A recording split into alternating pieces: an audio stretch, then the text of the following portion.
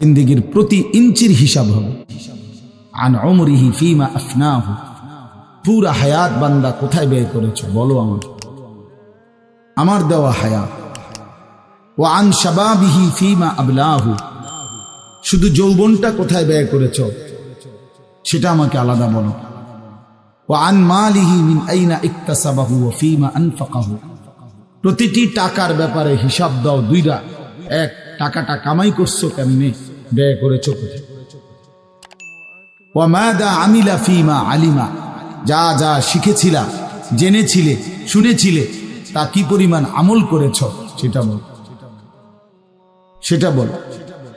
এই জন্য এই বিষয়গুলো জরুরি। বা রাসূলুল্লাহ সাল্লাল্লাহু আলাইহি সাল্লাম বলেন, এগুলো উত্তর না দিয়ে কোনো মানব সন্তান হাসরের ময়দানে এক কদম সামনে যাইতে পারে না, এক কদম সামনে। কোরআনুল কারীমের মধ্যে আছে, আল্লাহ তাআলা বলেন, ফাওয়ারাব্বিকা লানাসআলান্নাহুম আজমাইন আম্মা কানু ইয়ামালুন।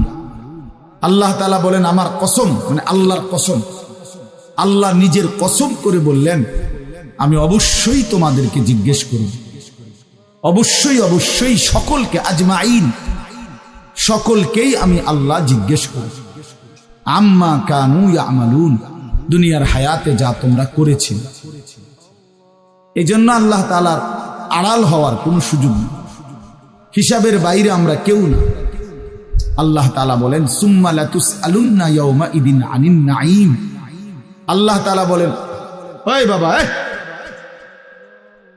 আরে কি প্লাস্টিক না, কথা বলো কেন? আল্লাহ তাআলা বলেন, আমার দেয়া প্রতিটি নিয়ামত সম্পর্কে অবশ্যই আমি তোমাদেরকে জিজ্ঞেস করি, প্রতিটা নিয়ামত। হাদিসের মধ্যে আছে, আল্লাহ তাআলা জিজ্ঞেস করবেন, নবী সাল্লাল্লাহু আলাইহি সাল্লাম বলেছেন, আল্লাহ জিজ্ঞেস করবেন, আলাম নসিহ জিসমাক, বান্দা আমি মোট এতদিন তোমার শরীর সুস্থ রাখি নাই, সেইটুকু শুকর কি আদায় করেছো বলো। অনুরবিকা মিনাল মা, আমি কি তোমাকে প্রতিবার তৃষ্ণার্ত অবস্থায় পানি পান করিয়ে তোমার তৃষ্ণা নিবারণ করি নাই? যতবার পানি পান করছো, তো এরপরে আমার কি শুকর আদায় করছো বলো বান্দা। আহা, বদনসিব মুসলমান তো আলহামদুলিল্লাহ বলতেও জানে, পানি পান করে সেরা যে একবার আলহামদুলিল্লাহ বলবে, এটুকু তো জানে, এটুকু তো জানে। তাইলে এই জন্য বললাম, আমরা কিন্তু প্রত্যেকেই আমাদের হায়াত, ইয়াহইয়ার ওই কথার থেকে আমি বললাম, আমাদেরকে উত্তর দিতে হবে। ওয়াকিফুহুম ইন্নাহুম মাসউলুন। আল্লাহ তাআলা বলেন, হাসরের ময়দানে ফেরেশতাদেরকে বলবেন, আমার বান্দাদেরকে দাঁড় করাও, তাদেরকে এখন জিজ্ঞেস করা হবে একজন একজন করে। ওয়াকুল্লুহুম আতিহি ইয়াউমাল কিয়ামাতি ফারদান। আল্লাহ বলেন, সকলকে আমি আল্লাহর সামনে আসতে হবে একজন একজন। ফারদান অর্থ ওয়াহিদান, একজন একজন আমার সামনে এসে দাঁড়াও, আমার সামনে তুমি একাকী উত্তর দিবে, কোনো দুভাষী থাকবে না, একাকী উত্তর।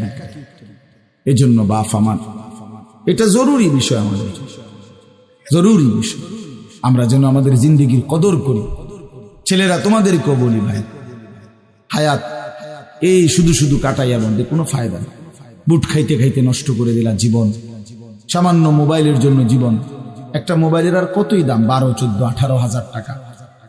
এই সামান্য টাকার একটা মোবাইল, এর জন্য এত সুন্দর হায়াত শেষ করে দাও, এটা ঠিক না। বন্ধুদের আড্ডায় 5 ঘন্টা 6 ঘন্টা জীবন শেষ করে দিলেন। আল্লাহ আমাদেরকে বুঝ দান করেন। এজন্য চলেন, প্রতিটা মাহফিলের বয়ান মনোযোগ দিয়ে শুনবেন, জুমার নামাজের বয়ান মনোযোগ দিয়ে শুনবেন। যখনই ওলামায়ে কেরাম কথা বলে, মনোযোগ দিয়ে শুনলে ধীরে ধীরে পরিবর্তন হয়। মানুষ একদিনে বদলায় না, এটা আমরাও জানি। একদিনে কোনো জুনায়েদ বাগদাদি হয়ে যাবে না, একদিনে কোনো আব্দুল কাদের জিলানী হয়ে যাবে না। ওনারা নিজেরাও একদিনে হয় নাই, তা আপনি হবেন কেন?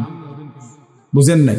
জুনায়েদ বাগদাদি এত বড় আল্লাহর ওলি হয়েছে একদিনে, তো বাইজিদ বুস্তামি এত বড় আল্লাহর ওলি হয়েছে একদিনে, তো আপনি হবেন কেন? কাজে এইটা কোনো কথা না।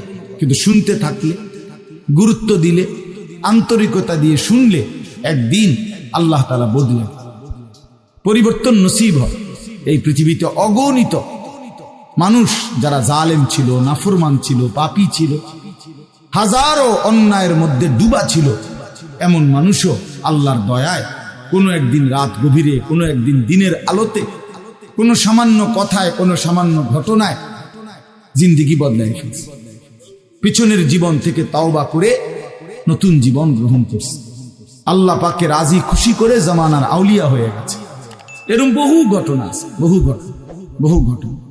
এই জন্য আমরা ইনশাআল্লাহ মনোযোগ দিয়ে আল্লাহর কথা, আমার বয়ান না শুধু সমস্ত আলেমদের বয়ান মনোযোগ দিয়ে শুনবেন। বলেন ইনশাআল্লাহ। কোরআন সুন্নাহর কথা মনোযোগ দিয়েই শুনবেন, দেখবেন বরকত হবে। যদি আমার এই কথা একজনে বুঝেন, আমি মনে করি এতটুকুই আমার লাভ। দুইজন বুঝলে দুইজনই লাভ। আল্লাহ আমাদেরকে তৌফিক দান। চলেন, কোরআনুল কারীমের এই সূরাটি 99 নম্বর সূরা। 114টি সূরা কোরআন শরীফ, তন্মধ্যে এটা হলো 99 নম্বর। 30 নম্বর পারা। পুরা কোরআনুল কারীমের মধ্যে মোট 30 পারা। এই মোট 30 পারার মধ্যে এটা হলো 30 নম্বর পারার সূরা, 99 সূরা নম্বর। সূরাটির নাম হচ্ছে জিলজাল, সূরায়ে জিলজাল।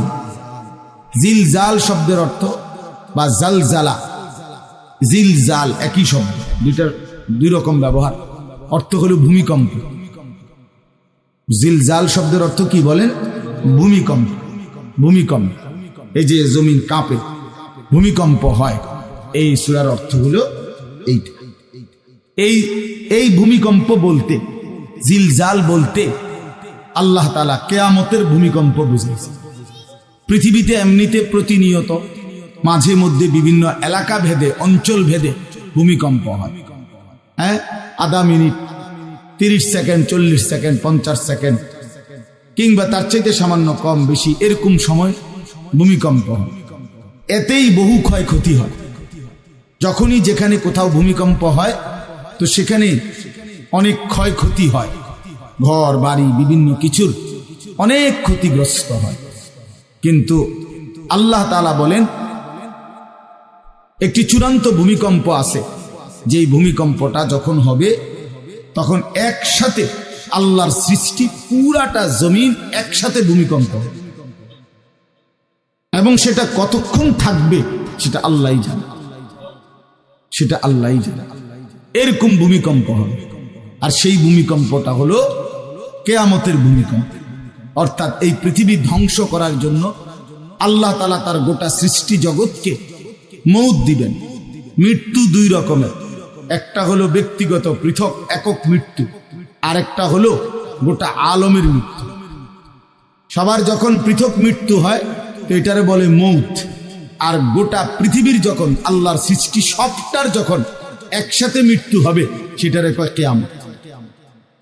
সেটাই কিয়ামত, ওইটাও একটা মৃত্যু।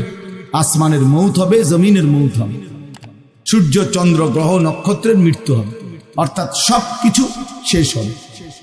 তো এই যে কিয়ামত, এটা আমাদের ঈমানের অংশ, এটা হবেই হবে, এটা হবেই হবে। আখিরাত, কিয়ামত, এই পৃথিবী একদিন ধ্বংস হবে, শেষ হবে, এটা কোরআনুল কারীমের অসংখ্য আয়াতে আল্লাহ তাআলা বলছেন, বারবার বলছেন, বারবার, যে বান্দা যত সুন্দরী তোমার কাছে লাগে দুনিয়া, যত আকর্ষণীয় মনে হয় না কেন দুনিয়া, একে তো তুমিও থাকবা না, একে তো দুনিয়া নিজেই থাকবে। দুটোটা মনে রাখবে, না তুমি থাকবে স্থায়ী, না দুনিয়া থাকবে স্থায়ী, কোনোটাই না। তুমিও মৃত্যুবরণ করবা, একদিন দুনিয়ারও মৃত্যু হয়েছে, দুনিয়ারও মৃত্যু হয়েছে। প্রতিটা মানুষকে মরতে হবে, এটা আমরা সবাই জানি। কুল্লু নাফসিন যায়িকাতুল মাউত, সমস্ত আত্মা, সমস্ত প্রাণ, আল্লাহ তাআলা বলেন মৃত্যুর স্বাদ গ্রহণ করে, মৃত্যুর স্বাদ গ্রহণ। কুল ইন্নাল মাউতাল্লাযী তাফিরুনা মিনহু ফাইন্নাহু মুলাকীকুম। আল্লাহ তাআলা বলেন, হে নবী আপনি বলে দেন, ও দুনিয়াবাসী, মৃত্যু থেকে তোমরা যেখানেই পলায়ন করো না কেন, মৃত্যু তোমাদের সাথে সেখানে গিয়েই নিজেই মোলাকাত করবে, সাক্ষাৎ করবে। তুমি ডাকতে হবে না, মৃত্যু নিজেই আসবে, মৃত্যু নিজেই আসবে। আইনামা তাকুনু ইউদরিকুমুল মাউতু ওয়ালাউ কুনতুম ফি বুরুজিন মুশাইয়াদা। আল্লাহ বলে তুমি যদি এমন একটা বিল্ডিং বানাও, ঘর বানাও, যে ঘরটা অনেক উঁচা, যে ঘরটার উপর দিয়া কেউ ভিতরে ঢুকতে পারবে না, যে ঘরটার মধ্যে একটা ছিদ্র নাই, একদম আটকানো, তো এরকম একটা ছিদ্রবিহীন সুউচ্চ ঘরও যদি তুমি বানিয়ে তার ভেতরেও তুমি আশ্রয় নাও, তো ইউদরিকুমুল মাউত, মৃত্যু তোমার সেখানেই পৌঁছবে, তোমার সেখানেই পৌঁছবে। প্রিয় ভাই আমার, বন্ধু আমার, নওজোয়ান সাথীরা আমার, মৃত্যু এক অনিবার্য বাস্তবতা, চিরন্তন বাস্তবতা। এটা গ্রহণ করতেই হবে।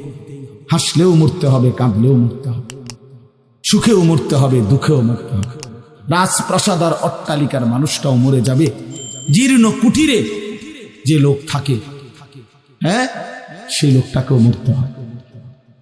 জীবনে কোনোদিন দুঃখ দেখে নাই যে সেও মরে যাবে, জীবনে কোনোদিন সুখ দেখে নাই যে সেও মরে যাবে, সব মরে যাবে। এটাই সত্য, এটাই বাস্তবতা।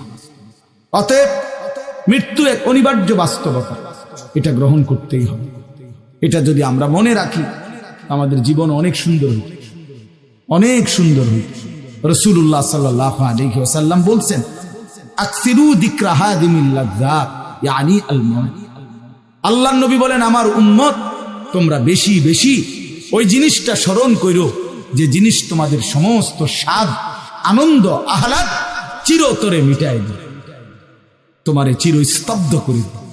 জলজ্জান্ত মানুষটা আমাদের সামনে হাঁটতো, চলতো, উঠতো, বসতো, ঘুরতো, ফিরতো, হ্যাঁ, সেই মানুষটা মনে করেন আমার চোখের সামনে নাই, তার লাশ আমার সামনে, আহা সেই লোকটা স্তব্ধ। পৃথিবীর কত মানুষ কত আওয়াজ করতেছে, কত শোরগোল করতেছে, কিন্তু এই লোকটা হাতও নাড়ে না, পাও নাড়ে না, চোখও মেলে না, আর কিছুই করে না। এ কি আশ্চর্য বিষয়! চোখের সামনের এই মানুষটা নাই, কি হলো তার? কে তারে থামাই দিল? কে তারে স্তব্ধ করে? এ তো আমার মতো ঘুরতো, ফিরতো, হাঁটতো। আহ, আমার আব্বারে আমি কত দেখছি, একদিন আমার আব্বা চলে গেল। আমার দাদারে আমি কত দেখছি, আমার দাদা একদিন চলে গেল। আমার জ্যাঠারে আমি দেখে আসছি, দোয়া করে আসছি, ফুঁ দিয়ে আসছি। এক সপ্তাহ পরে দাদ জ্যাঠা ইন্তেকাল করলেন, আবার এক সপ্তাহ পরে আমি গিয়া জ্যাঠার জানাজা পড়াইছি। এই তো বাস্তবতা। যুবক ভাই, তুমিও মনে রাখো, বয়স্ক বাবা আপনিও মনে রাখেন। হাসান বসরি রহমতুল্লাহ আলাইহি একজন বড় বুজুর্গ ছিলেন। উনি বলতেন, তিনি যখন কোনো যুবককে দেখতেন আর বয়স্ক দেখতেন, তো তিনি যুবকদেরকে বলতেন, ইয়া মা'শারাশ শাবাব, ইন্না যারআ কাদ তুদরিকুহুল আহাতু ক্বাবলা আন ইয়াবলুগ। তিনি উপদেশ দিতেন, হে যুবকগণ শোনো, সব ফুল, সব ফল, সব গাছ চারা পরিপক্ক পাকা পর্যন্ত পৌঁছায় না, তার আগেই অগণিত ফুল, অগণিত ফল, অগণিত চারা গাছ ঝরে ঝরে। এটা উনি মনে করাইতেন মৃত্যুর কথা। উনি এটা বুঝাইতেন, যুবক তুমি দেখো, একটা আম গাছের মধ্যে যতগুলো মুকুল ধরছে ফুল, সবগুলো আম হয় না। যতগুলো আম ধরছিল ছোট ছোট, সবগুলো বড় পাকা পর্যন্ত যায় না, তার আগেই ঝরে যায়। ঝরেই যায় বেশি, থাইকা যায় অল্প। তার মানে যুবক, কিশোর, তরুণ এই বয়সেই মৃত্যু হয় বেশি, বৃদ্ধ পর্যন্ত পৌঁছে কম। পুরা বাড়িতে অনেক সময় এমন হয় একজনও বয়স্ক লোক নেই, একজনও নেই। আমার ঘর, আমার বাপ চাচাদের যে ঘর, সেখানে আপনার এখন আমার চাচাতো ভাই, জ্যাঠাতো ভাই, আমার ভাই বেরাদর সব মিলাইয়া আমাদের ছেলে পেলে ভাই ভাতিজা মিলে না হয়তো 60-70 জন আছি আমরা, কিন্তু আমাদের একজনও বয়স্ক লোক নাই। আমার দাদাও নাই, দাদিও নাই, জ্যাঠাও নাই, চাচাও নাই, আমার আব্বাও নাই, কেউ নেই। তাইলে কেন এমন হলো?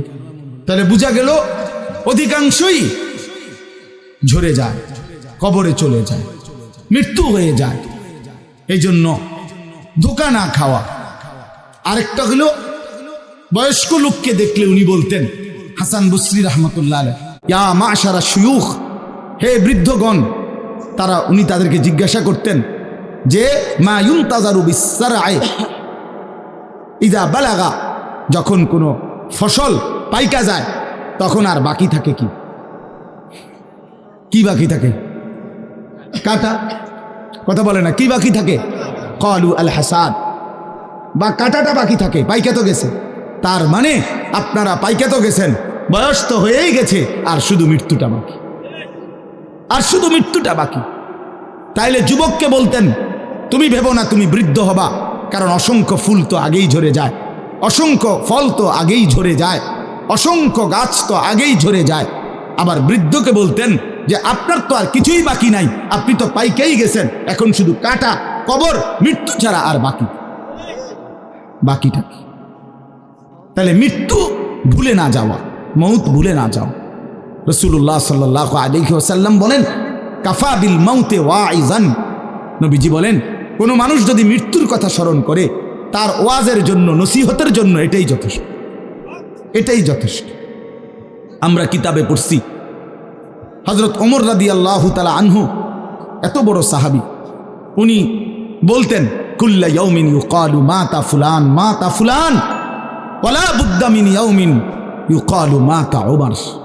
তিনি বলতেন হায় শোনো, প্রতিদিন ঘোষণা হয় আজ অমুকের মৃত্যু হলো, অমুকের মৃত্যু হলো, অমুকের মৃত্যু হলো, অচিরেই একদিন ঘোষণা হবে আজ ওমরের মৃত্যু হলো, আজ ওমরের মৃত্যু হলো। উনি বলেন এই ঘোষণা শুনবে খুব দ্রুত একদিন। এই জন্য বাপ, এই আমাদের ব্যক্তিগতভাবে প্রতিনিয়ত মৃত্যু হচ্ছে, ঠিক এভাবে আমরা তো মরছি, একদিন এই গোটা আলমের মৃত্যু হবে, এই গোটা সৃষ্টিটাই আল্লাহ তাআলা গুটায় ফেলবে। আচ্ছা, কি আশ্চর্য কথা, এটা কি অবাক করা। এক মিনিট যদি কেউ বিবেক দিয়া ভাবে, যারে বলে কি হুজুর, বলেন কি, এত বড় আসমান ভেঙে যাবে, এই সূর্য খসে পড়বে, চাঁদ খসে পড়বে। আল্লাহ তাআলা বলছে ইযা সামাউন ফাতারাত, আসমান ভেঙে যাবে, ওয়া ইদাল কাওয়াকিবুন তাসারাত, তারকারাজি খসে খসে পড়বে, ইযা শামসু কুব্বিরাত ওয়া ইদাল কাওয়াকিবুন তাসারাত। আল্লাহ তাআলা বলছেন সূর্যটা গুটায় ফেলা হবে, পাহাড়গুলো বালির মতো, তুলার মতো উঠতে থাকবে। ইদা রাজ্জাতিল আরদু রাজ্জা, এই জমিনের মাটিগুলো রেজা রেজা, পাউডার পাউডার হয়ে যাবে। ইদাল বিহারু ফুজ্জিরাত, সমুদ্র, খাল, বিল, নদীর পানিগুলো সব টকবগে উতরাইয়া গরম হইয়া বাষ্পের মতো উড়ে যাবে। না কোথাও পানি থাকবে, না কোথাও গাছ থাকবে, না আসমান থাকবে, না জমিন থাকবে, কিছুই না। আচ্ছা, এটা কেমন কথা, এটা কেমন আশ্চর্য বিষয়। এই গোটা আলমের মৃত্যু হবে। আল্লাহ তাআলা কোরআনুল কারীমে বিশ্বাস করেন, অসংখ্যবার এই কথা এটা বলছে, এটা হবেই হবে। ইদা ওয়াকাতিল ওয়াকিআ, আল্লাহ বলেন এই ঘটনাটা ঘটবে। লাইসা লি ওয়াকাতিহা কাযিবা, এই ঘটনা মিথ্যা মনে করার মতো কেহ নাই। যেদিন ঘটে যাবে তখন আর কারো কোনো মিথ্যাবাদী আর থাকবে না, অর্থাৎ কেউ আর অস্বীকার করার সুযোগ হবে না। চোখের সামনে দিন, চোখের সামনে দিন। কোরআন শরীফে একটা সূরা আছে, সূরায়ে হজ। হজে আমরা হজ করি না, এই হজ সূরাটার নাম। এই সূরার শুরুতে আল্লাহ তাআলা এই পৃথিবী ধ্বংসের, কিয়ামতের একটা সাংঘাতিক বর্ণনা দিয়েছেন। ওইখানে আছে আল্লাহ বলেন ইয়া আইয়ুহান নাসুত্তাকু রাব্বাকুম, হে মানুষ তোমরা আল্লাহকে ভয় করো। আর শুনো, ইন্না জালজালাতাস সাআতি শাইউন আযীম, নিশ্চয়ই কিয়ামতের ভূমিকম্প, জালজালা, এই যে বললাম জিলজাল এবং জালজালা অর্থ ভূমিকম্প। আল্লাহ বলেন কিয়ামতের ভূমিকম্প, ইসরাফিল যখন ফু দিবে, আমার এই পৃথিবী যখন ভাঙতে শুরু করবে, এই সৃষ্টি জগৎ পুরাটা যখন আমি আল্লাহ গুটায় ফেলবো, ওয়াসসামাওয়াতু মাতবিয়াতুম বিয়ামিনি, আল্লাহ বলেন 7 আসমান আমি আল্লাহ তাআলার হাতের মধ্যে গুটায় ফেলবো, গুটায় ফেলবো। তুমি জানো না আমার ক্ষমতা। কুল্লু মান আলাইহা ফান ওয়া ইয়াবকা ওয়াজহু রাব্বিক, সব শেষ করে দেব আমি, শুধু আমি আল্লাহই থাকবো, শুধু আমি আল্লাহই থাকবো। তো আল্লাহ তাআলা বলেন এই ইসরাফিল ফু দিলেই, শুরু করিলেই জমিনে ভূমিকম্প শুরু হবে। ইন্না জালজালাতাস সাআতি শাইউন আযীম, আল্লাহ বলেন নিশ্চয়ই এই কিয়ামতের ভূমিকম্প এটা শাইউন আযীম, বড়ই ভয়ানক, বড়ই মারাত্মক। কারণ দুনিয়ার ভূমিকম্প এক নাম্বার হলো বর্তমানের ভূমিকম্প, কখনো 30 সেকেন্ড, কখনো 40 সেকেন্ড, কখনো 47 সেকেন্ড, 50 সেকেন্ড, এই সেকেন্ড মিনিট, 47 মিনিট নি ভূমিকম্প হয়। কথা কর না কেন? 30 মিনিট ভূমিকম্প হয়। হ্যাঁ, 30 মিনিট ভূমিকম্প হইলে আমাদের 14 গোষ্ঠী থাকবে নি কেন? 30 সেকেন্ড, 40 সেকেন্ড হয় ভূমিকম্প। এইটুকুতে একে তো সময় সামান্য, দ্বিতীয়ত হলো একসাথে গোটা পৃথিবীতে হয় না, এদিকে হলে ওইদিকে হয় না এরকম। কিন্তু আল্লাহ তাআলা বলেন ইসরাফিল ফু দিলে যে ভূমিকম্পটা হবে, সেই ভূমিকম্পটা গোটা পৃথিবী একসাথে নাড়ায় দিবে, একসাথে মিলিয়ে। 47 সেকেন্ড না, কতক্ষণ সেটা আল্লাহই জানে। তখন অবস্থা কি হবে? মানুষের আতঙ্ক, এই ভূমিকম্পে আতঙ্ক। হ্যাঁ, আমি একবার চাঁদপুর মাহফিলে ছিলাম, রাত্রে ঘুমাইছি মসজিদের রুমে, ইমাম সাহেবের রুমে। এই সময় ভূমিকম্প আইছে, দরজা খুলে দিছি দৌড়, মসজিদের মাঠে আইছি দাঁড়াইয়া, চাই যে পুরা গ্রামের মানুষ সব আইসা পড়ছে, হই হুল্লোর চিৎকার, হায় হায়। অথচ সবাই চিৎকার দিতে দিতে ভূমিকম্প শেষ। ভূমিকম্প হয়েছেই তো অল্প একটু, কিন্তু এটুকুর আতঙ্কেই যা হুজুর পাবলিক বরাবর। কিসের হুজুর আর কিসের পাবলিক, বক্তা শ্রোতা সমান। এই এখন মনে করেন ভূমিকম্প হইলে আমরা সব দিন দৌড়, আমি এখানে বুজুর্গি দেখাইব এটা আমরা। হ্যাঁ, আমি একটা বড় হুজুর বেটা প্রধান বক্তা, আমি লড়লে কি মানুষে কি করব? আপনি কি করবেন আমার সময় কো, আমার জান নিয়ে টানাটা। আল্লাহু আকবার। তো এই সামান্য ভূমিকম্প, কিন্তু আল্লাহ তাআলা বলেন ইসরাফিল সিংহা ফু দিলে যে ভূমিকম্প হবে বান্দা, সেটা বড়ই ভয়ানক, সেটা সারা পৃথিবী নড়বে একসাথে। তখন কি হবে মানুষের আতঙ্ক? ইয়াউমা তারাউনাহা তাযহালু কুল্লু মুরদিআতিন আম্মা আরদাত। এই 1 নম্বরে আল্লাহ বলেন যে মা তার বাচ্চাটাকে দুধ পান করাইতেছিল, এই কোলের বাচ্চা, দুধের বাচ্চা, আপন মা তার দুধের বাচ্চা ভুলে যাবে, ফেলে দিবে, ছুঁড়ে মারবে, আর মা পাগলের মতো দৌড়ানো শুরু। কোরআন শরীফের আয়াত। ওয়াতাদাউ কুল্লু যাতি হামলিন হামলাহা। এবং আল্লাহ তাআলা বলেন যে মায়ের পেটের বাচ্চা 10 মাস পূর্ণ হয়ে গেছে, আগামী 2 ঘন্টা 5 ঘন্টা পরে বাচ্চাটা এমনিতেই প্রসব হইতো। আল্লাহ তাআলা বলেন ইসরাফিলের ফু দিলে জমিন যখন কাঁপতে শুরু করবে, তো এই গর্ভধারিণী মা, গর্ভবতী নারী পাগলের মতো এভাবে ছুটবে, দৌড়বে, নিজের গর্ভের বাচ্চা নিজেই পড়ে যাবে। ও তারা নাসা সুকারা, আল্লাহ বলেন মাতালের মতো সমস্ত মানুষগুলো ছুটতে থাকবে। ফাইদা বারিকাল বাসার ওয়া খাসাফাল কামার ওয়া জুমিআ আশ-শামসু ওয়াল কামার। আল্লাহ তাআলা বলে চন্দ্র সূর্য আলোহীন হয়ে যাবে, সূর্য চন্দ্র এক হয়ে যাবে। ওয়া জুমিআ আশ-শামসু ওয়াল কামার ইয়াকুলুল ইনসানু ইয়াউমাইদিন আইনাল মাফার। লোকেরা দৌড়বে আর ছুটবে, মানুষ একে অপরকে জিজ্ঞেস করবে ভাইয়া পালাবো কোথায়, দাঁড়াবো কোথায়? কোথাও তো স্থির কোনো জায়গা নাই, কোথায় দাঁড়াবো? আল্লাহ তাআলা বলেন কাল্লা লা ওয়াজার, না বান্দা, সেদিন আর কোথাও জায়গা মিলবে না। ইলা রব্বিকা ইয়াউমাইদিনিল মুস্তাকার, আজকে শুধুই কেবল তোমার আল্লাহর কাছেই আশ্রয় ঠিকানা। এভাবে বহু আয়াত কোরআনুল কারীমের মধ্যে আল্লাহ তাআলা বর্ণনা করছেন। আমার ভাই, তো এই ইসরাফিলের ফু দিলে গোটা আলমের মৃত্যু হবে, ভূমিকম্প শুরু হবে। তো এই ভূমিকম্প কেন হবে? এই কাঁপতে কাঁপতে সমস্ত কিছু ভাঙ্গা একসাথে, এই সব কিছু আল্লাহর সৃষ্টি, সমস্ত কিছুই জমিনের তলদেশে চলে যাবে। জমিন তখন খালি ফাঁকা, জমিনে তখন কিচ্ছু নাই, কিচ্ছু নেই, একটা সুতা মাটির উপরে থাকবে। এই প্রথমবার ইসরাফিল ফু দিলে সমস্ত কায়নাত, ইনসান, জিন, আল্লাহর সমস্ত সৃষ্টি, মাখলুকাত সব জমিনের তলদেশে চলে যায়। মানুষও, জিনও, অর্থ সম্পদ, স্বর্ণ রৌপ্য, মণি মুক্তা, হীরা জহরত, সব সব সব একটা কাগজের অস্তিত্ব, সব কিছু, গোটা জমিন ফাঁকা। এভাবে কতদিন আল্লাহই জানে, কতদিন আল্লাহই জানে। হ্যাঁ মা ভাই, এরপরে একটা নির্দিষ্ট সময় পরে আবার আল্লাহ তাআলা ইসরাফিলকে জীবিত করবেন, করে আবার আল্লাহ তাআলা দ্বিতীয়বারের মতো ফু দিতে বলবেন। এই 2 ফুঁয়ের মাঝখানে কতদিন? নবী সাল্লাল্লাহু আলাইহি সাল্লামের এক হাদিসের মধ্যে বলছে 40। সাহাবীরা ব্যাখ্যা করছেন, মুহাদ্দিসিন, সেই 40টা হতে পারে 40,000 বছর, 40,000। এই জন্য বাপ একটা কথা হলো, সর্বশেষ যেই লোকটা কবরে যাবে, শেষ যেই ব্যক্তি মরবে পৃথিবীতে হতে পারে, তাকেও শুধু কবরেই থাকতে হবে 40,000 বছর। 40,000 বছর, এরপরে তো আখিরাত। এই 40,000 বছর যদি কবরে আযাব হয়, 40,000 বছর যদি কবরে আযাব হয় ভাই, তখন কি হবে? এবার ভেবে দেখেন, এখন যারা কবরে যাচ্ছে, হ্যাঁ, নূহ আলাইহিস সালামের জামানায় যারা মারা গেছে, ইব্রাহিম আলাইহিস সালামের জামানায় যারা মারা গেছে, নবীজি সাল্লাল্লাহু আলাইহি সাল্লাম তো 1,500 বছর আগে ইন্তেকাল করছেন, 1450 বছর আগে। তো ওই সময়ে যারা মারা গেছে তারা কবরে পড়ে আছে আজকে 1,500 বছর, 1,500 বছর, 1500 বছর। তাহলে নূহ আলাইহিস সালামের জাতি কত বছর থেকে পড়ে আছে? কোথায় নূহ নবী, কোথায় আমাদের নবী? কত ব্যবধান! এই জন্য বাপ, শুধুমাত্র কবরের বিষয়টাই তো সাংঘাতিক, আখিরাত তো পরে।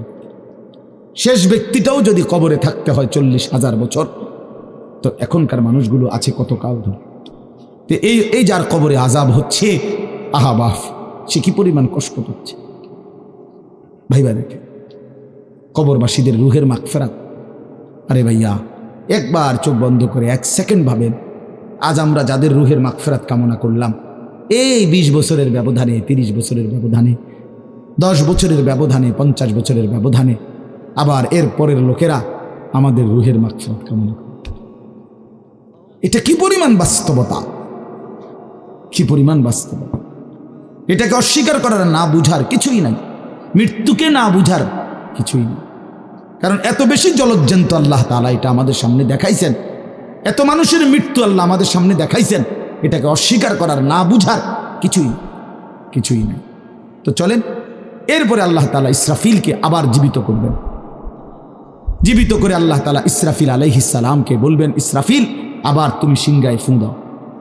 এইবার যখন সিংহায় ফুঁ দিবে, তখন ইসরাফিল আলাইহিস সালামের এই দ্বিতীয় ফুঁতে আবার ভূমিকম্প শুরু।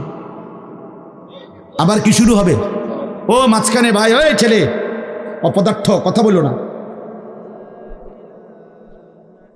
হাসাহাসি করো না, কারো কথা বাকি থাকলে, দুষ্টামি বাকি থাকলে উঠে চলে যাও, বাহিরে আলাদা জায়গা আছে।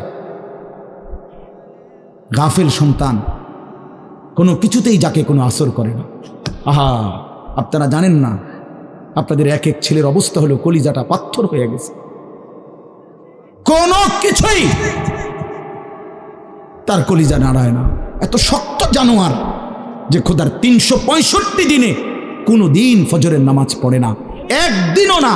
মানুষের বাচ্চা এত বড় জানোয়ার হয় কেন? আরে তুই কোন মানুষের বাচ্চা? তুই কোন মার দুধ খাইলি? নাফরমান, কেমনে মানুষ হইল? এটা কি ধরনের মানুষ?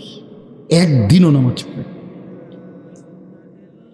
ছি ছি ছি ছি ছি, মুসলমানের বাচ্চা এত বড় জানোয়ার হয় কেমনে? কোনো দিন নামাজ পড়ে না, 6 মাসে 9 মাসে কোনো দিন বলতে পারবে না নাফরমান কোনো দিন 5 ওয়াক্ত নামাজ পড়ছে কিনা। হায় হায়, এত বড় অসভ্য! মায়ের সন্তান হয় কেমনে? বাবার সন্তান হয় কেমনে? চিন্তা কর, কোনো কিছুই। ছেলে পেলেদের হালাত হলে এই পরিমাণ লাগাম ছাড়া, কিসের মা কিসের বাবা, কে তার মা কে তার বাপ, কে কি তার ধর্ম, তার আল্লাহকে, তার রসুলকে, তারে বানাইছে কে, আসছে কোত্থেকে, কেন আসছে, কি করতেছে, কি করছে, কিচ্ছুর খবর, কিচ্ছুর খবর। আসে, হাঁটে, বুট খায়, বন খায়, মোবাইল টিপে, খারাইয়া মতে, বইয়া মতে, বন্ধু বান্ধবদের সাথে আড্ডা দেয়, মেয়ের পিছনে ঘোরে, অসভ্য অশ্লীল কথাবার্তা বলে। এটা কি একটা জিন্দিগি হলো? আমি ভেবে দেখেন, ওফ, কোন সুস্থ স্বাভাবিক মানুষ এমন হয়? বলো ভাইয়া, বলো। রাগ করো না বাপ, কে তোমা করে মনে করাই দিবে? কেউ মনে করায় না। হা, বাবা মারও ফিকির শেষ, শুধু টাকা রোজগারের ফিকির। দেশে থাইকা পারো, নইলে বিদেশ গিয়া পারো, কোনো না কোনোভাবে পয়সা রোজগার করো। টাকা রোজগার করলে মা বাপ খুশি, টাকা রোজগার না করলে না অখুশি, খালাস। এরপরে ইমান আছে কিনা, ইসলাম আছে কিনা, নামাজ আছে কিনা, কোরআন আছে কিনা, আল্লাহ চিনে কিনা, হালাল হারাম কিনা, জায়েজ না জায়েজ না, এত কিছু আমার দরকার। ফুতের জিগায়ও না যে ফুত কামাই যে করতেছ কি হালাল কামাই করো না হারাম, না এত কিছুর দরকার কি। টাকা দিতেছে, খাইতেছে, ঘুমাইতেছে, বিল্ডিং করতে আসে, জমি কিনতে আসে, আফেল মালটা খাইতেছে। এক ছেলে আমারে নিজে বলছে, আমি সবার ব্যাপারে বলি না, এক ছেলে আমারে নিজে বলছে, হুজুর আমি একটা দেশের নাম বলছে, যেই দেশে আমার কর্মটা ছিল, চলে আসছে ওই দেশ থেকে। আমার বলছে, হুজুর আমার কর্মটা হলো এই মদের বার, মদের হোটেলে নারী পুরুষ উলঙ্গ জিনাবে বিচার করে, আমার দায়িত্ব শুধু পাশে দাঁড়িয়ে মদের বোতল নিয়ে দাঁড়ায় থাকা, যতবার তারা চায় অতবার তাদেরকে মদ গ্লাসে ঢেলে দেওয়া, তাদের হাতে তুলে দেওয়া। এর বিনিময়ে আমার মাসে বেতন 2 লাখ টাকা। মুসলমান, মুসলমান, মুসলমানের সন্তান, বাংলাদেশের সন্তান। তো এই টাকা যখন বাবা খাচ্ছেন, বিল্ডিং করতেছে, কোনো টেনশন নাই। আমি আবারও বলছি, আমি সবার জন্য বলি না, ওই বলছে দেখে ওরটা কইছি, কথা বুঝছেন না? আমি তো নাম ঠিকানা বলি না। এই জন্য আমার বাপ, ডাক দিয়েন না, ডাক দিয়েন না, একজনও ডাক দিয়েন না, অসভ্যরে ডাক দিয়েন না। হ্যাঁ হ্যাঁ, ডাক দিবেন কেন? হাইওয়ানকে ডাক দিবেন কেন? শুনেন, আপনারাই শুনেন, এত এত মানুষ শুনতে হবে না, কোনো অসুবিধা নেই, কোনো অসুবিধা নাই। আমি তো এটাই বুঝাইতে চাইতেছি, প্রত্যেকটা মানুষ আজকে মুসলমান, আমরা ঘর দেখায়, ফার্নিচার দেখায়, বিল্ডিং দেখায়, শুধু দোয়া করেন, ঘরটা করছি, শুধু দোয়া করে, কিতা দোয়া করতে হবে না, কিতা দোয়া করতে, বিল্ডিং এর দোয়া কিতা, আবার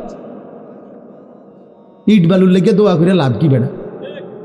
হুজুর মোটরসাইকেল কিনছি, শুধু দোয়া করে দেন, কিতা দোয়া করতে, কি মোটরসাইকেলের দোয়া কিতা? আবার আজীব লাগে না? বাস্তব এগুলো ছাদ ডালাই দিয়ে মাঝ গিয়ে দোয়া করে দেয়, ছাদ ডালাই দোয়া, ওটা ছাদ ডালাই করে, ওটার ফুতে মোবাইলে অশ্লীল উলঙ্গ ছবি দেয়, ওটার সন্তান উনি দাঁড়াইয়া রয়েছে মিস্ত্রির সামনে, ওনার ঘাম ভাইয়া ভাইয়া পড়তেছে ছাদ ডালাইয়ের দিন, আর অসভ্য জানোয়ার সন্তান বন্ধুদের সাথে উলঙ্গ ছবি দেখতেছে। ওই জানোয়ারের জন্য উনি ছাদ ডালাই দিতেছে, ওই হাইওয়ানের জন্য উনি ঘর করে দিয়ে দিতেছে, উনি কবরে জায়গা ঘর করে দিয়ে গেছে, এর জন্য ঘর করলেন? ছি ছি ছি ছি ছি। আমার দেওয়া ঘরে আমার কষ্টের কমাইয়ে এখানে বসে বসে রঙিন ছবি দেখবে, উলঙ্গ দৃশ্য দেখবে ঘরে শুয়া শুয়া সারা রাত, এর জন্যই আমার জীবনের এই অর্জন, এই ছিল আমার উপার্জনের উদ্দেশ্য। আহ, কতবার বললে বুঝবেন, কেমনে বললে বুঝবেন, কারে বললে বুঝবেন? আল্লাহ মাফ করে দেন। চলেন বাপ, তো বলতেছিলাম আল্লাহ তাআলা ইসরাফিল আলাইহিস সালামকে বলবেন আবার ফু দাও, তো তিনি দ্বিতীয়বারের মতো ফু দিলে জমিন আবার ভূমিকম্প শুরু হবে। এই ভূমিকম্পে জমিন কাঁপতে কাঁপতে এইবার জমিনের তলদেশে ওই প্রথমবার ফু দেওয়াতে ভূমিকম্প কাঁপতে কাঁপতে সব উপরে যা ছিল সব নিচে চলে গেছে, মনে আসেনি? এটা কইছি, তাহলে উপরটা কি ফাঁকা, এইবার নিচে যা ছিল সব উপরে চলে আসবে। এই আসলেই এটা হাসরের মাঠ, সমস্ত নিচের জিনিস যা কিছু একেবারে মানুষ, গরু, ছাগল, হাঁস, মুরগা, জিন, ইনসান, গদ, দুয়ার, বাজার, ব্যবসা, দোকান, টাকা, হীরা জহরত, মণি, মুক্তা, টাকা পয়সা, অর্থবিত্ত, সব সোজা কথা জমিনের তলদেশের সব কিছু জমিনের উপরে উঠে আসবে। এ উঠে আসলেই এইটা হাসরের মাঠ। এইটা, এই হাসরের মাঠ কোনটা জানেন? এই যেখানে বসে আছেন এখন, এটাই হাসরের মাঠ। এই জমিনের উপরেই হাসরের মাঠ। বাকি শুধু আল্লাহ কোরআন বলছে ইদাল আরদু মুদ্দাত, আমি আল্লাহ জমিনটাকে টেনে আরো লম্বা করে দেব,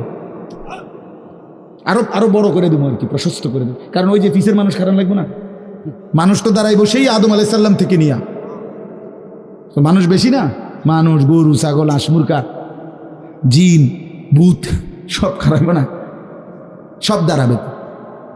এই জন্য আল্লাহ তাআলা বলেন জমিন আমি প্রশস্ত টেনে দিব, লম্বা করে দিব এতটুকু, বাকি এটাই হাসরের মাঠ, এটাই হাসরের মাঠ। এই কথাটাই এখানে আল্লাহ তাআলা উল্লেখ করছেন, ইদা জুলজিলাতিল আরদু জিলজালাহা, যখন দ্বিতীয়বারের মতো ইসরাফিলের ফু দিলে জমিনের ভূমিকম্প শুরু হবে। ওয়া আখরাজাতিল আরদু আসকালাহা, আল্লাহ তাআলা বলেন তখন জমিন তার তলদেশে যা ছিল সমস্ত জমিনের তলদেশে, এগুলো এতদিন জমিনের বোঝা ছিল, বোঝা মানে মাটির নিচে, এগুলো সে মনে যেন ফোজা কান্দে লইছে। এবার ওয়া আখরাজাতিল আরদু আসকালাহা, জমিন তার বোঝা মানে জমিনের তলদেশে যা ছিল সে এবার তা জমিনের উপরে উঠায় নি, উপরে উঠায় নি। এরপরে আশ্চর্য কথা শুনেন, এরপরের কথাটার জন্য রাসূলুল্লাহ সাল্লাল্লাহু আলাইহি সাল্লাম হাদিসে বলছেন, এই ভাই শুনেন, ছেলেরা তোমরাও শোনো। নবী সাল্লাল্লাহু আলাইহি সাল্লাম বলেন, এই জমিনের তলদেশ থেকে যখন সবকিছু উপরে উঠে আসবে তখন অর্থ সম্পদ, হীরা জহরত, মণি মুক্তা, স্বর্ণ রৌপ্য এগুলো স্তূপ আকারে উঠে আসবে জমিনের উপরে, মানে হাসরের মাঠে। তো নবীজি একেবারে স্পষ্ট হাদিস, নবীজি সাল্লাল্লাহু আলাইহি সাল্লাম বলেন তখন এই স্বর্ণ রৌপ্য, টাকা পয়সা, হীরা জহরত এগুলো, এই অর্থ সম্পদগুলো আল্লাহর কুদরতে কথা বলবে। স্বর্ণের টুকরা কথা বলবে, কথা বলবে, রৌপ্যের টুকরা কথা বলবে, এগুলো কথা বলবে। কথা কি বলবে? এগুলো তখন ওই নাফরমান মানুষগুলোকে ডাক দিবে, ডাক দিবে, আইয়ুহাস সারিক, হে চোর, এদিকে আও। এই সম্পদের জন্য চুরি করেছিলে, আজ যা দরকার নেও। আইয়ুহাল কাতি, হে ডাকাত, এদিকে আও, এদিকে আসো, এই সম্পদের জন্য ডাকাতি করছিল, আজ নেও।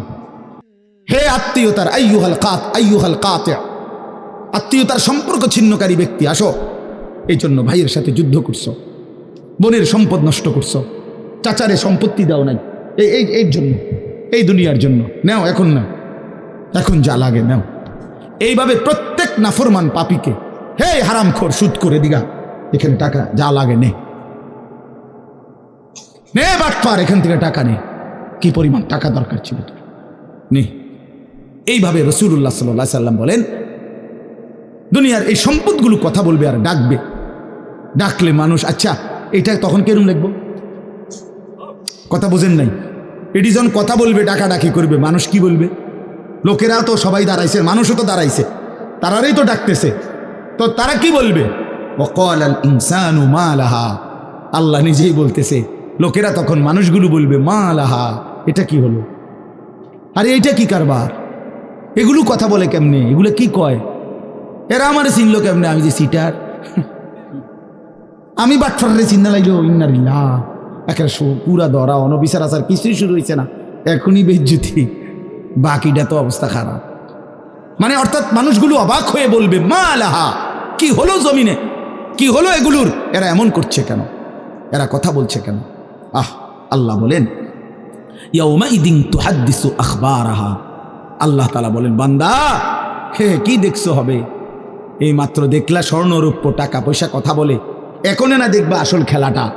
ইয়াউমাইদিন তুহাদ্দিসু আখবারাহা, আল্লাহ বলেন এখন দেখবা সরাসরি এই হাসরের মাঠে তোমার সামনে, তোমার পায়ের নিচের জমিন, তোমার পুরা জিন্দেগির কথা, তোমার যত তথ্য, ভালো কিংবা মন্দ, নেক কিংবা গুনাহ, তোমার সমস্ত কিছু, রাতের কিংবা দিনের, একাকী কিংবা প্রকাশ্যের, গোপন কিংবা আড়ালের, আল্লাহর কসম জমিন সবটা এখন তোমার সামনে বলে দিবে। ইয়াউমাইদিন তুহাদ্দিসু আখবারাহা, রব্বুল আলামিন বলেন জমিন সবটা কথা বলে দিবে, ভালোটাও মন্দটাও, আলোটাও অন্ধকারটাও, একাকীও অন্ধকারেও, প্রকাশ্যেও, সবার মাঝেও, সব বলে দিবে। রাতের চুরি বলে দিবে, রাতের তাহাজ্জুদটাও বলে দিবে, মদের আড্ডার কথাও বলে দিবে, জুয়ার আড্ডার কথাও বলে দিবে। সারা রাত যুবক উলঙ্গ ছবি দেখেছ, আল্লাহর কসম সেটাও বলবে। যে যুবক মালিকের সেজদা দিয়েছে সেটাও বলবে, তাহাজ্জুদও শোনাবে, আবার সবার সাথে যে জামাতে নামাজ পড়েছে এটাও বলবে, সব কিছু বলে দিবে। আল্লাহ বলেন যদি মানুষ ভাবতে চাও জমিন কিভাবে কথা বলে, স্বর্ণরৌপ্য কিভাবে কথা বলে, আল্লাহ বলেন বিআন্না রাব্বাকা আওহা লাহা, আল্লাহ তাআলা আদেশ করেছেন বলেই কথা বলে। আল্লাহ বললে, হুকুম করিলে আল্লাহর গোটা কায়নাত, গোটা সৃষ্টি জগৎটাই কথা বলে। শাহিদা আলাইহিম সামউহুম ওয়া আবসারুহুম ওয়া জুলুদুহুম বিমা কানু ইয়ামালুন। আল্লাহ বলে, হাসরের ময়দানে বান্দা, তোমার কান, তোমার চোখ, তোমার সারা দেহের চামড়া, জুলুদুহুম, তোমার সারা দেহের চামড়া হাসরের ময়দানে তোমার পুরা জিন্দেগির কর্মকাণ্ড বলে দিবে। চামড়াগুলো বলবে, চামড়া, মানুষের শাহওয়াত চামড়াতে।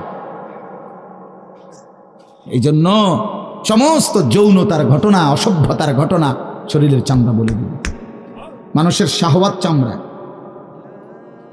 কথা বুঝছেন কিনা? হ্যাঁ, চর্মে, চামড়ার মধ্যে শাহওয়াত, কামনা, বাসনা, যৌন চাহিদা। এই জন্য যত লোক দেখবেন বিভিন্ন হসপিটালে, যত ডাক্তার চর্মরোগের ডাক্তার, তত লোক যৌন রোগেরও ডাক্তার। হ্যাঁ হ্যাঁ, চর্ম ও যৌন রোগ বিশেষজ্ঞ, এটা একই বিষয়, একই চ্যাপ্টার। চামড়া মানে আল্লাহ তাআলা বলেন, তোমার চামড়া বলে দিবে কত রাত, কত দিন নারীর প্রতি অবৈধ আগ্রহ, অশ্লীলতার বেহায়াপনার অসভ্যতা করেছিলে।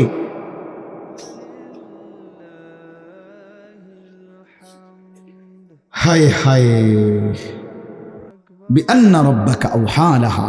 আল্লাহ বলেন, আমি আল্লাহ হুকুম করেছি বলে কথা বলুন। এই জন্য আল্লাহ হুকুম করিলে চামড়াও কথা বলে, কানেও কথা বলে। এখন কি কানে কথা বলে?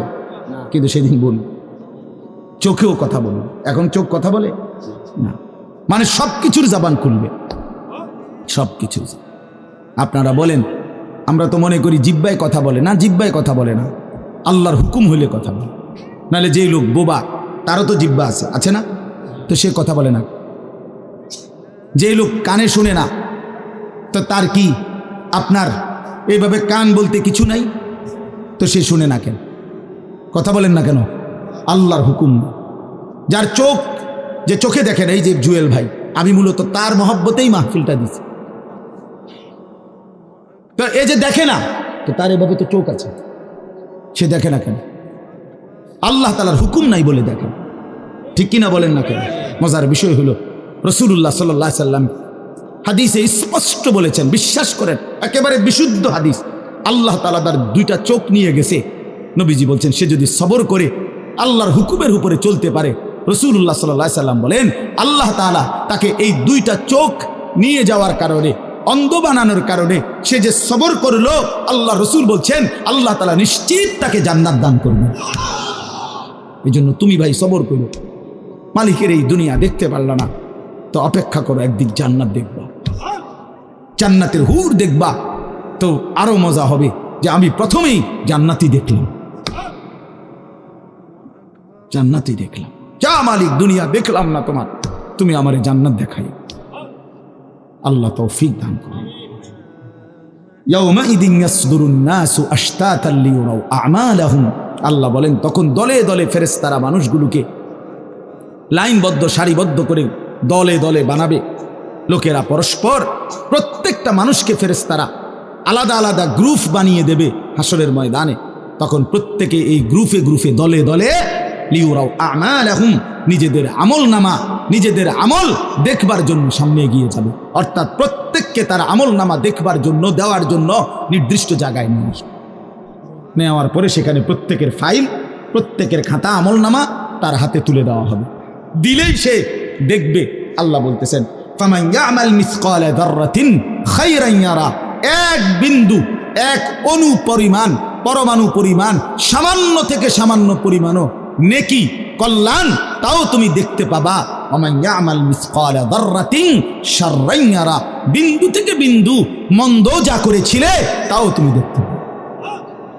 এক জাররা, মূলত জাররা বলে তাফসীরের মধ্যে লিখছে লা ওয়াজনা লাহু, লা জিনাতা লাহা, যেটার কোনো ওজন হয় না, এত সামান্য, এত সামান্য, ওজন নাই, মানে 100 গ্রামও না, 10 গ্রামও না, 1 গ্রামও না, আধা গ্রামও না, এত সামান্য। এটা কোনো ওজন নাই, ওজন নাই, ওজন আসে না আর কি, ওজনে হয় না, এরে বলে জাররা। তাফসীরের মধ্যে লিখছে, কোনো ব্যক্তি, হযরত আব্দুল্লাহ ইবনে আব্বাস বলেন, কোনো ব্যক্তি যদি মাটিতে এমনি হাত মারে, মানে হাত লাগাই আবার উঠাই লাইছে, তখন এই যে বালুগুলো লাগছে, এই বালুর যেগুলো হাত থেকে ঝরে পড়ে কণা, এগুলো তার চাইতে সামান্য এক জাররা।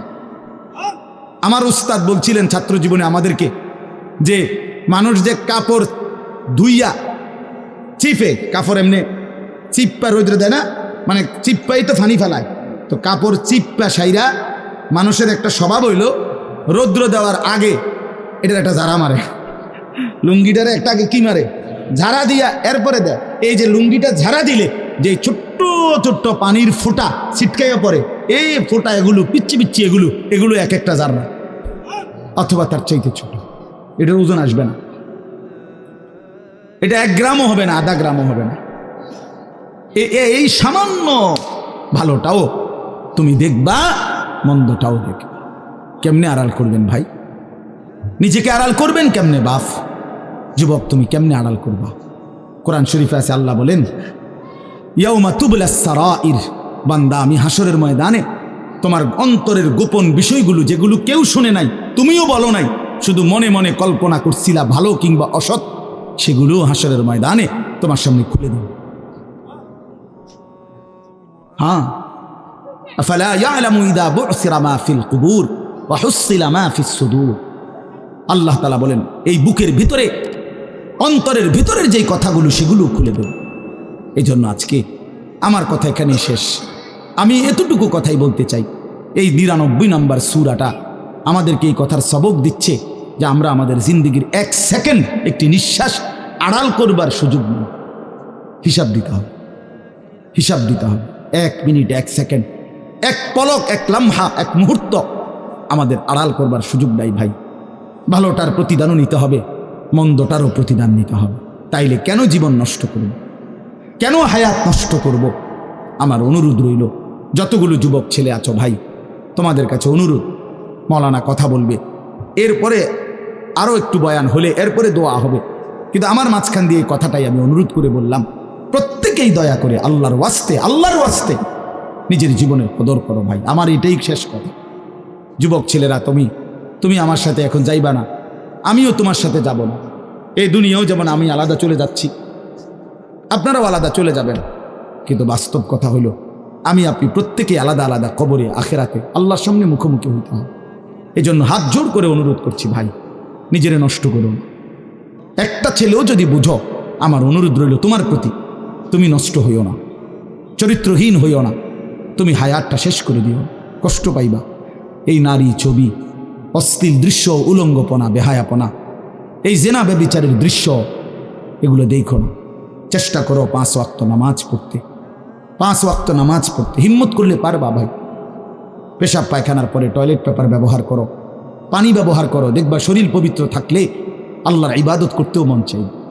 মূলত মানুষ অনেকের যাদের নামাজ ছুটে যায়, তাদের একটা বড় কারণ হলো তার শরীর অপবিত্র, শরীর নাপাক, আর নাপাক দেখে নেক কাজের তামান্না, আগ্রহ জাগে না। এই জন্য এই যে পেশাব করে পানি নেয় না, টয়লেট পেপার ব্যবহার করে না, এই অসভ্য এই কারণে নামাজ পড়তে চায়। বাস্তব কথাই, এর তখন আর হায়া লজ্জা থাকে না। এই জন্য সবাই মিলে ইনশাআল্লাহ নামাজ পড়ে নিজেদের স্ত্রী, কন্যা, বোনকে পর্দা পশিদায় রাখতে চেষ্টা করেন। যে মেয়েটার পর্দা নাই, যে মহিলার পর্দা নাই, বিশ্বাস করেন যে তার নিজের ইজ্জত, নিজের কদর, নিজের সতীত্ব, নিজের পর্দার কদর বোঝে না। এটা কোনো নারী না, এটা কোনো মহিলা না, এটা প্লাস্টিক জাতীয় কিছু হইতে পারে। এটা এক ধরনের প্লাস্টিক, এটা এক ধরনের অসভ্য। যে নারী বেপর্দা, যেই মেয়ে দুশ্চরিত্র, যেই মেয়ে চরিত্রহীন, যেই মেয়ে বেহায়ার মতো চলে, সে শুধু নিজের ক্ষতি করে না, সে একটি সমাজ নষ্ট করে, একটি মহল্লা শেষ করে। এই আগুন সারা মহল্লায় জ্বালায়া দেয়, তার রূপের যৌবনের আগুন জ্বালায়া অসংখ্য যুবকের জিন্দেগি নষ্ট করে।